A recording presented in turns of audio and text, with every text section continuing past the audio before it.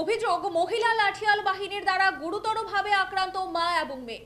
এই ঘটনা গর্জিফাড়ি এলাকায়। জানা যায় দুই সন্তান সহ নিখোঁজ ছিল তরুণী গৃহবধূ। সোমবার সকালে বাড়িতে ফিরে আসার পর এলাকার কয়েকজন মহিলা এবং একজন পুরুষ মিলে তরুণী বধূ এবং তার মাকে বেধড়কভাবে পেটায়। আক্রান্ত মা এবং মেয়ে গোমতী জেলা হাসপাতালে চিকিৎসাধীন। কেন আক্রমণকারীরা আক্রমণ করেছে তা এখনো স্পষ্ট হয়নি। গোটা ঘটনায় তদন্তে নেমেছে পুলিশ।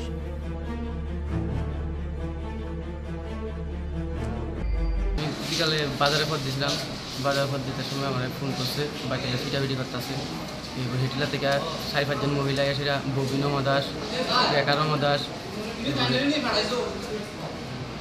গীতানম দাস, এরপরে লক্ষ্মীনম দাস, এরপরে চৈতন্যনম দাস, এরপরে হচ্ছে মানে সবাই মহিলা? সব মহিলা 2-3 জন, পুরুষ আসলে একজন কালো করে শান্তিবাজারে। কি নাম? নামটা সঠিক আমার খেয়াল নাই। শান্তিবাজার থেকে আইছে? তোমার বাড়ি কোন জায়গায়? আমার বাড়ি গজ্জি কালাম, শান্তিবাজার থেকে তার বাড়িতে বেড়াইতে আইছিল। কার বাড়ি?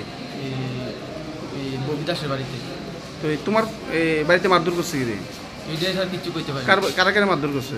আমার শাশুড়িরে, আমার বউরে। কি নাম তোমার স্ত্রী? কল্পনা সরকার, বেকেটে দাস। আর তোমার শাশুড়ির নাম? গীতা সরকার।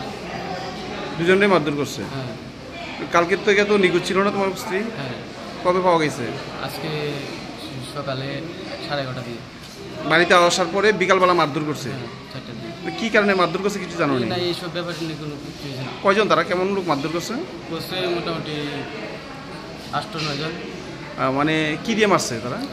দাও লইয়াছিল আর সেলি আর সে বাঁশের লাঠি। দাও দিয়ে কারো খুব দিছে না? তো আমার শাশুড়ি হাতে। শাশুড়ির হাতে খুব দিছে? হ্যাঁ। আর এই লাঠি দিয়ে মারছে বাগের না? হ্যাঁ। তোমার স্ত্রীরও মারছে? হ্যাঁ, টল পেট্রোল লাগতেছে। কি নাম তোমার? বিপ্লব নম দাস। বিপ্লব নম দাস। ঘটনাটা কবে? আজকে কটার সময়? বিকাল 4:30। এই কোন জাত বাড়ি কইছে তোমার? গজ্জি কালাবন দাসপাড়া। গজ্জি কালাবন দাসপাড়া। তো এখন থানাতে কমপ্লেন করছো নি তুমি? থানাতে কমপ্লেন করছি। কোন থানাতে? আর ফাঁড়ি থানাতে। গজ্জি গজ্জি লিখিত অভিযোগ করছো?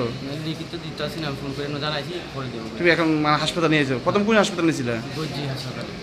এখান থেকে রেফার করছি গোমতী জেলা হাসপাতালে। কি চাও তুমি, ঘটনাটা আসলে কি চাও? আমি ঘটনা না চাইতেছি, আমি উচিত বিচার চাইতেছি। আমার মিসেসের বা আমার শাশুড়ি কেন মারলো, কি অন্যায় মারলো।